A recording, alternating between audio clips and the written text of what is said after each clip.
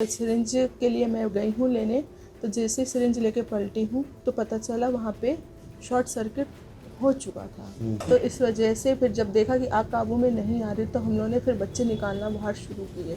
फिर उसी बीच में आग जो है फिर मेरे पजामे में भी लगी। तो पजामा तो वो ध्यान ही नहीं था क्योंकि इतना हम लोग हड़बड़ी में थे कि किस तरीके से बच्चे हम लोग बाहर शिफ्ट करें। तो सर 45% तो जल गई थी। उस टाइम शुक्रवार की रात झांसी मेडिकल कॉलेज के शिशु वार्ड में जो हादसा हुआ है उसने पूरे देश को हिला कर रख दिया था। जिस वार्ड में ये घटना हुई वहाँ पर मेगा जो नर्स हैं वो वहाँ पर तैनात कार्यरत थीं। उन्होंने वहाँ उस हादसे को ना कि अपने बहुत बारीकी से देखा बल्कि कई बच्चों की जान भी बचाने का प्रयास किया है। हमारे साथ में मेगा हैं ये जो वहाँ पर स्टाफ नर्स हैं।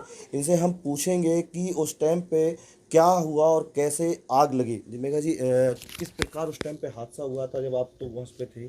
सर हम लोग अपनी ड्यूटी पे थे, जैसे हम लोग रोज़ का रूटीन का काम करते हैं। तो हम लोग काम कर रहे थे, डॉक्टर्स थे, स्टाफ थी हम लोग। तो जैसे हम लोग के लिए बच्चा सीरियस हुआ तो डॉक्टर ने कहा कि सिस्टर फटाफट इसको इमरजेंसी ड्रग दीजिए। तो सिरिंज के लिए मैं गई हूँ लेने, तो जैसे सिरिंज लेके पलटी हूँ तो पता चला वहाँ पे शॉर्ट सर्किट हो चुका था। शॉर्ट सर्किट ने मतलब इतना हम लोग को टाइम नहीं दिया कि हम लोग कुछ कर पाते।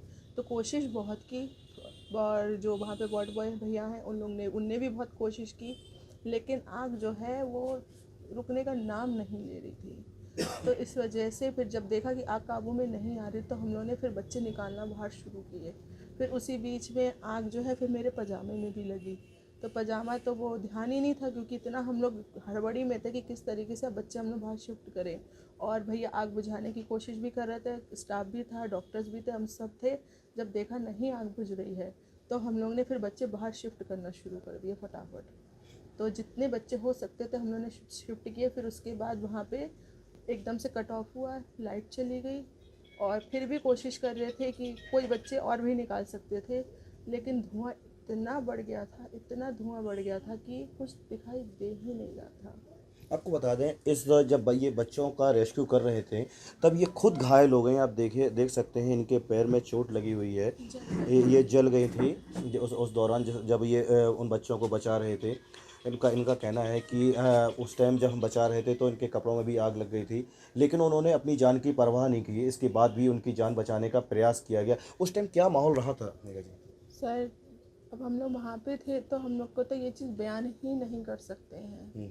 बस ये था किसी तरीके से बच्चे बाहर निकालें, किसी तरीके से, क्योंकि आग जो है बिल्कुल बढ़ती चली जा रही थी कि फायर एक्सटिंग्विशर वगैरह भी का यूज़, तो वो काम ही नहीं कर पा रहे थे क्योंकि आग इतनी बढ़ गई थी, एकदम से बढ़ी थी कि हम लोग खुद परेशान हो गए थे कि करें क्या। तो फिर उसके बाद फिर हम लोग ने वो चीज़, तो फिर सर बोलने वाला ही नहीं हो सकता क्योंकि हम लोग खुद में ही इतना वो हो गए थे कि क्या करें, एकदम से ये क्या हो गया। उस टाइम पे कितने बच्चे उस वार्ड में रहे होंगे जहाँ पच्चीस से? 25 बच्चे थे, जिसमें से 15 बच्चे हम लोगों ने बाहर निकाले हैं।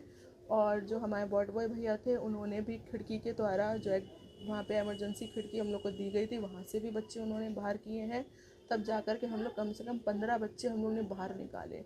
लेकिन जब लाइट एकदम कट ऑफ कर दी गई, धुआं बढ़ने लगा और मशीनों से बिल्कुल ही हम लोग बिल्कुल हताश हो गए थे अंदर जाने के लिए। फिर भी आखिर में कोशिश करी थी मैंने जाने की कि कुछ बच्चे वापस से कुछ निकाल सकते, लेकिन सर वो धुआं इतना ज़्यादा था कि हम लोग को फिर बाकी वहाँ से गायनिक वाले आ गए थे, इमरजेंसी से स्टाफ आ गया था, पूरा डॉक्टर्स आ गए थे। तो फिर वो सर अंदर जाना ही मुश्किल हो गया था हम लोग अरे एक चीज़ का। और आ रही है कि जैसे कि बता रहे हैं कि हादसे के दौरान क्या अलार्म वहाँ बजा या बचा नहीं बजा था? बचा था। बस। तभी सर सब जगह से भाग करके आए हैं सब बचाने के लिए, लेकिन वो आग आग तो सर आप जानते हैं कितनी तेज़ी से बढ़ती है। तो हम ही लोगों को इतना मौका नहीं मिला कि वो बच्चे जो वेंटिलेटर पे मेन थे, बस वही बच्चे लोग रह गए, नहीं तो बाकी के जितने हम लोग से सामने के बच्चे थे हम लोगों ने पूरी कोशिश करी पूरी करने आप कितने परसेंट झुलस गए थे और इसके अब फिर भी की। आप जान की परवाह नहीं किए सर थे? शलवार तो जल गई थी, तो वो तो उतार के तुरंत फेंकी। फिर भी लगे रहे कि अब कुछ नहीं हो सकता है, फिर भी लगे रहे बच्चों को बाहर करने में।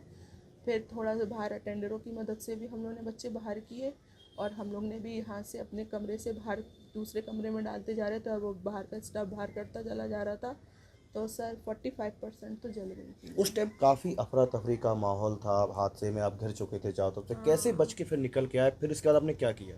हम लोग ने वहाँ पे कोशिश की, क्योंकि वहाँ पे सारे डॉक्टर्स आ गए थे, हम लोगों के पीडिया के आ गए थे, गायनिक से डॉक्टर्स आ गए थे।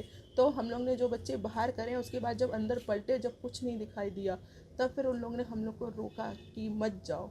कोशिश करी हम लोग ने कि मत जाओ अब, क्योंकि कुछ दिख ही नहीं रहा है, कुछ हो ही नहीं पाएगा, अंदर क्या माहौल है, कैसा है। तो हम लोग को खींच करके फिर वहाँ पे रोका दिया।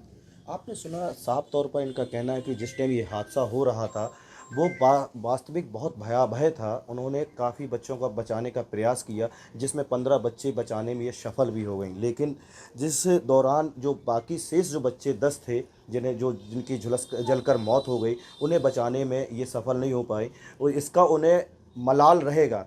लेकिन फिर भी जो इन्होंने काम किया वो काफ़ी सराहनीय है। झांसी से प्रमोद गौतम, यूपी तक।